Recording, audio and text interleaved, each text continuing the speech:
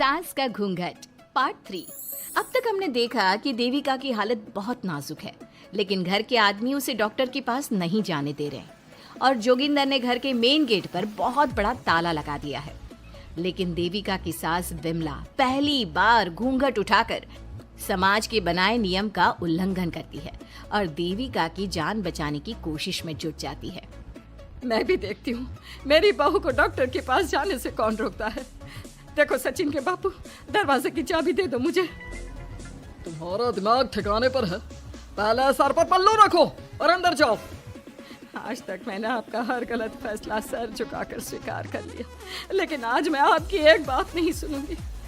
मुझे मेरी बहू की किसी भी कीमत पर जान बचानी है। मुझे चाबी दे दीजिए। पिताजी, माँ ठीक बोल रही है, चाबी दे दीजिए ना, नहीं तो देविका नहीं बचेगी। देविका मरती है तो मर जाए, लेकिन यह दरवाजा नहीं खुलेगा। तुम सारी औरतों को इस देविका नाम की बीमारी ने पागल कर दिया है और इस बीमारी का अच्छी तरह से इलाज करना आता है मुझे। वीना बेटी, सुजाता बहू, जाओ अंदर से देविका को लेकर आओ। विमला ये बोलकर अपने पति के हाथ से चाबी छीन लेती है। तभी महेंद्र विमला का हाथ पकड़कर चाबी विमला से छीन लेता है। दादी, घर के मर्दों से टक्कर लेकर आप अच्छा नहीं कर रही हो। ये इस घर के संस्कार नहीं है। महेंद्र की बात सुनकर कम्मू अपने पति के हाथ से चाबी छीनकर कहती है, इस घर के संस्कार क्या है हम अच्छी तरह से जान गए हैं। आज इस घर का दरवाजा खुलकर रहेगा और देविका डॉक्टर के पास जाकर रहेगी।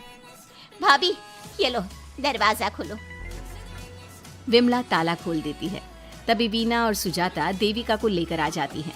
घर की सारी औरतें देविका को लेकर घर से जा रही होती है कि तभी सुजाता का पति मोहन उससे कहता है, सुजाता, तुम देविका को लेकर इस घर से निकल तो रही हो, लेकिन याद रखना, अगर तुमने एक कदम भी बाहर निकाला तो वापस इस घर में मत आना। मैं देविका के साथ अस्पताल भी जाऊंगी और वापस इस घर में भी आऊंगी। देखती हूँ कौन रोकता है मुझे। देखता हूँ कैसे इस घर के अंदर कदम रखती हो और कौन तुम्हारी मदद करता है। कानून मेरी मदद करेगा और कारट के दरवाजे हर नागरिक के लिए खुले हैं। मोहन को अपनी पत्नी से इस तरह बात करता देख कल्याण वीना से कहता है, वीना, तुमने देविका का साथ देकर अच्छा नहीं किया।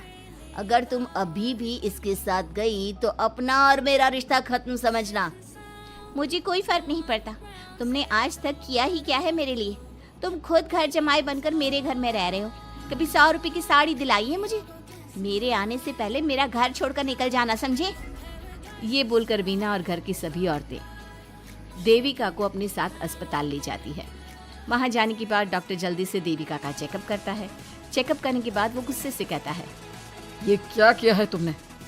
क्या हुआ डॉक्टर साहब?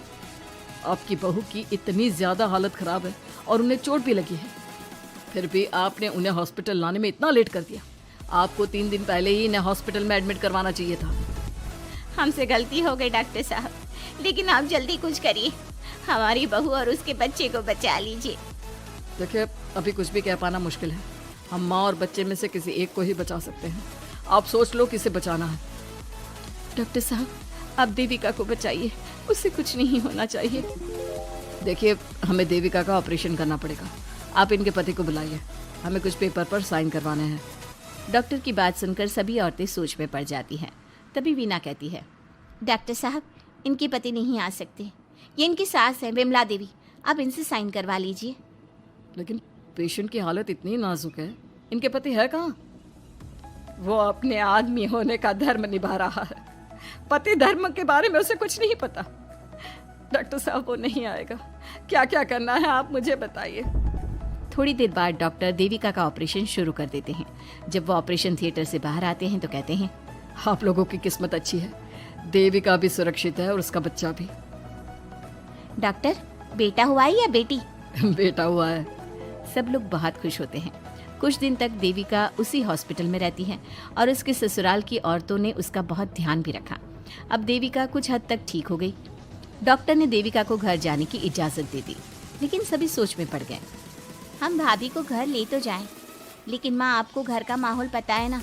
देविका भाभी अभी पूरी तरह से ठीक नहीं हुई।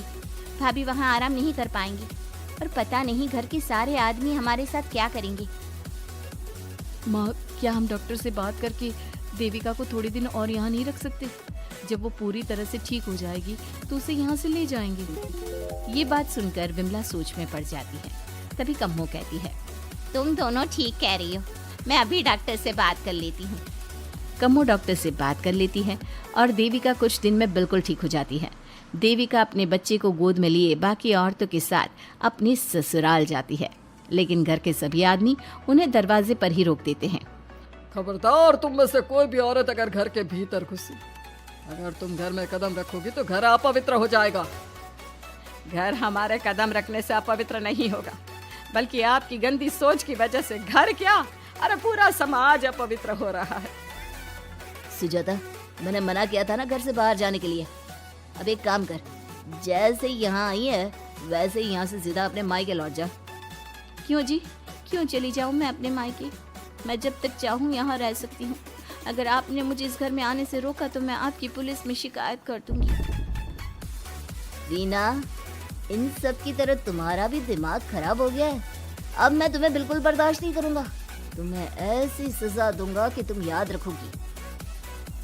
सजा बाद में देना, पहले मेरे घर से बाहर निकलो। खुद पूरी जिंदगी में एक घर नहीं खरीद पाए और मुझे सबक सिखाने की बात बोल रहे हो। देखो बिना, तुम इस घर की बेटी जरूर हो, लेकिन कल्याण इस घर में ही रहेगा। उसने बहुत कुछ किया है इस घर के लिए, लेकिन तुम अब यहाँ नहीं रह सकती। क्यों नहीं रह सकती? इस घर पर मेरा उतना ही हक है जितना सचिन का। देश के कानून ने मुझे ये हक दिया है। अगर मैं चाहूँ तो कोर्ट का सहारा लेकर इस जायदाद का आधा हिस्सा ले सकती हूँ। और हाँ कल्याण, तुमसे तलाक भी ले सकती हूँ। वीना, देविका के साथ रह रहकर तुम्हारा दिमाग भी खराब हो गया है। और कम्मो, मैंने तुमसे कितना मना किया, घर से बाहर मत जाओ, देविका की मदद मत करो, लेकिन तुमने मेरी एक नहीं सुनी। अब तुम इस घर से और मेरी जिंदगी से चली जाओ। ये कदम उठाकर तुमने बिल्कुल अच्छा नहीं किया। ये कदम तो मुझे उस समय उठाना चाहिए था जब मैं माँ बनने वाली थी। आपके झूठे अहंकार और गलत नियमों की वजह से मैंने अपने 2 बच्चे खो दिए। अगर उस समय मैं दाई अम्मा से इलाज ना कराती और हॉस्पिटल चली जाती तो सचिन के बराबर मेरे भी 2 बेटे होते। सभी पति इस बात पर अड़े हुए थे कि वो अपनी अपनी पत्नियों को घर के अंदर नहीं आने देंगे। देविका बहुत देर तक सबकी बातें सुनती रही। फिर उसने अपने पति से कहा, सचिन, तुम्हारे घर के आदमियों की बात तो मैंने सुनी, अब तुम बताओ तुम्हारा क्या फैसला है? देविका, मुझे माफ कर दो, मैं तुम्हारे लिए कुछ नहीं कर सकता, मैं मजबूर हूँ। मुझे पता था सचिन, तुम्हारा यही जवाब होगा। मुझे अपने आप पर हैरानी है कि मैंने बिना रीढ़ की हड्डी वाले आदमी से प्यार ही क्यों किया, शादी क्यों की। अब मैं आप सबसे बस आखिरी बार पूछ रही हूँ, तुम हमें अंदर आने दे रहे हो या नहीं, या मैं पुलिस को फोन करूँ? देविका, आज तक हमारे गांव में पुलिस ने कभी कदम नहीं रखा और तू हमारे घर के दरवाजे पर पुलिस को लेकर आएगी? तेरी हिम्मत कैसे हुई ये बात करने की? आज तक इन औरतों ने घर से बाहर कदम नहीं निकाला था और 2-4 दिन में तूने इन सबको इनके अधिकार भी याद करा दिए। अब तो तुम बिल्कुल इस घर में नहीं आ सकते। घर की औरतें घर के बाहर खड़ी थी और घर के आदमी घर के दरवाजे पर। उनकी लड़ाई देखकर पूरा गांव इकट्ठा हो गया। देविका को अस्पताल पहुंचाकर घर की औरतों ने काम तो अच्छा किया। इस काम से देविका और उसके बच्चे की जान भी बच गई, लेकिन इनकी जान बचाने की कीमत घर की औरतों को कैसे चुकानी होगी, इसके लिए आपको आने वाला एपिसोड देखना होगा। और हमारे प्यारे दर्शकों, हमें कमेंट करके जरूर बताइए कि देविका के साथ बाकी औरतों को क्या करना चाहिए। क्या उन्हें घर के अंदर जाने के लिए संघर्ष करना चाहिए या फिर वो घर छोड़कर चले जाना चाहिए?